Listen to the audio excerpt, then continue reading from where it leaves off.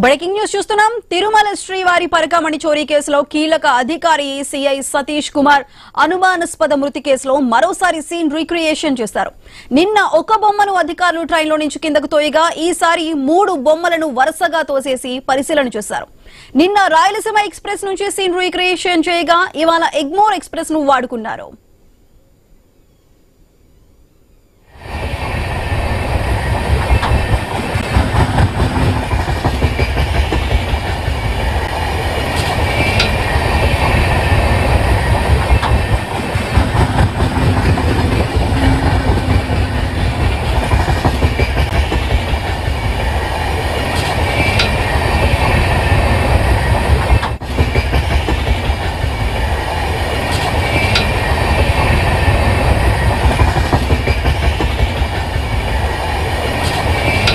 తిరుమల శ్రీవారి పరకామణి చోరీ కేసులో కీలక అధికారి సిఐ సతీష్ కుమార్ అనుమానాస్పద మృతి కేసులో మరోసారి సీన్ రీక్రియేషన్ చేశారు. నిన్న ఒక బొమ్మను అధికారులు ట్రైన్లో నుంచి కిందకు తోయగా ఈసారి 3 బొమ్మలను వరుసగా తోసేసి పరిశీలన చేశారు. నిన్న రాయలసీమ ఎక్స్ప్రెస్ నుంచి సీన్ రీక్రియేషన్ చేయగా ఇవాళ ఎగ్మోర్ ఎక్స్ప్రెస్ ను వాడుకున్నారు.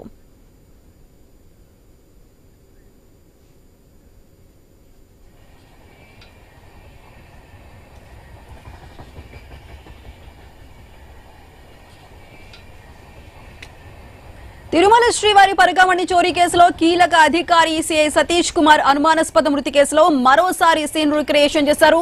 నిన్న ఒక బొమ్మను అధికారులు ట్రైన్లో నుంచి కిందకు తోయగా ఈసారి 3 బొమ్మలను వరుసగా తోసేసి పరిశీలన చేశారు. అయితే మనం ఐ న్యూస్ స్క్రీన్ మీద ఎక్స్క్లూజివ్ గా చూస్తున్నాం.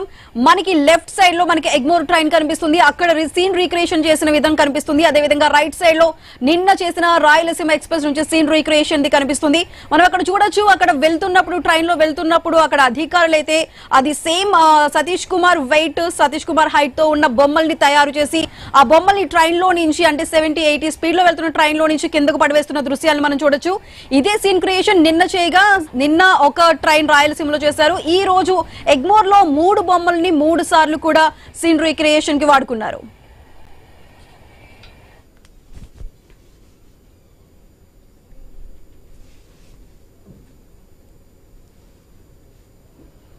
అయితే ఈ రోజు చేసిన ఎగ్మోర్ ట్రైన్ లో రీక్రియేషన్ కి సంబంధించి మరింత సమాచారం మా ప్రతినిధి రామాంజనేయులు అందిస్తారు. రామాంజనేయులు చెప్పండి, నిన్న రాయలసీమ ఎక్స్ప్రెస్ లో చేశారు. ఈ రోజు ఎగ్మోర్ ఎక్స్ప్రెస్ లో 3 బొమ్మలను పెట్టి సీన్ రీక్రియేషన్ చేశారు. మరి దీనికి సంబంధించి పూర్తి అప్డేట్స్ ఏంటి? పోలీసు అధికారులు ఏమైనా వెల్లడించారా? టిటిడి మాజీ ఏవిఎస్కో ఇన్స్పెక్టర్ సతీష్ కుమార్ మృతి కేసులో ఇంకా ఉత్కంఠ కొనసాగుతూనే ఉంది. ఇప్పటి వరకు దీనిపై పోలీసులు ఎలాంటి నిర్ధారణకు రాలేకపోతున్నారు. అయితే ఇప్పటికే ప్రత్యేక టీములు ఏర్పాటు చేసి పలు కోణాల్లో దర్యాప్తు కొనసాగిస్తున్నారు. ఈ సతీష్ కుమార్ ప్రమాదవశాత్తు రైలు నుంచి పడిపోతే ఎలా బాడీ ఉంటుంది, ఎవరైనా తోసేస్తే ఎలా జరుగుతుంది వంటి అంశాల గురించి సీన్ రీకన్స్ట్రక్షన్ రెండోసారి కూడా ఇవాళ చేశారు. గుంతకల్లు తాడిపత్రి రూట్ లో రైలు నుంచి ఒక బొమ్మను కిందికి తోసేసి సీన్ రీకన్స్ట్రక్షన్ చేశారు. సతీష్ కుమార్ కు సమానమైన బరువు ఉన్న ఒక బొమ్మను రైలు నుంచి తోసేసి పోలీసులు అక్కడ పరిశీలించారు. ఒక బొమ్మ 2 అడుగులు పడగా మరో బొమ్మ 5 అడుగుల నుంచి 10 అడుగుల దూరంలో పడిపోయింది. ఈ ఘటనపై పలు అనుమానాలు కూడా వ్యక్తం అవుతున్నాయి. నిన్న జరిగిన సీన్ క్రియేషన్స్ లో రాయలసీమ ఎక్స్ప్రెస్ లో ప్రయాణించినంత వేగంగా ఇతర రైళ్లు ఏవీ లేకపోవడంతో మరొకసారి ఇవాళ సీన్ క్రియేట్ చేశారు. అయితే చెన్నై ఎమ్నూరు ఎక్స్ప్రెస్ రైలు నుంచి 3 బొమ్మలను ఇవాళ పోలీసులు, సివిల్ పోలీసులు, రైల్వే పోలీసులు, విజిలెన్స్ పోలీసులు, సిఐడి పోలీసులు వీళ్ళ సమక్షంలో ఇవాళ మరోసారి సీన్ క్రియేట్ చేశారు. సతీష్ కుమార్ ఫోన్ డేటాను కూడా ఇవాళ విజయవాడ ఫోరెనిక్స్ ల్యాబ్ నుంచి కూడా పంపి నిశ్చితంగా వాటిని కూడా పోలీసులు పరిశీలిస్తున్నారు. ఈ నేపథ్యంలోనే గుంతకల్లు, గుత్తి, తాడిపత్రి టవర్ లొకేషన్లలో సీసీ కెమెరాలను కూడా మొత్తం పరిశీలిస్తున్నారు. అయితే 13వ తేదీ రాత్రి రాయలసీమ ఎక్స్ప్రెస్ ఏసీ కోచ్ లో ప్రయాణించినటువంటి మొత్తం 1140 మంది ప్రయాణికుల లిస్టును ఇప్పటికే పోలీసులంతా కూడా సేకరించారు. అయితే వాటిలో ప్రయాణికుల్లో పాత నేరస్తులు, నేరపూరిత స్వభావం కలిగిన వారు ఎవరైనా ఉన్నారనే కోణంలో కూడా పోలీసులు దర్యాప్తు చేస్తున్నారు. అంటే సతీష్ కుమార్ ప్రయాణంతో పాటు ఇంకా ఇలాంటి వాళ్ళు ఎవరైనా ఉన్నారా అంటే ఈ మర్డరు చేయటానికి ప్రధాన కారణము నేరపూరితంగా ఉన్నవాళ్ళు లేదా పాత నేరస్తులే ఇలాంటి పనులు చేస్తారు కాబట్టి మళ్ళీ వాళ్ళ లిస్ట్ లో ఎవరైనా ఉన్నారా అనే కోణంలో కూడా పరిశీలిస్తున్నారు.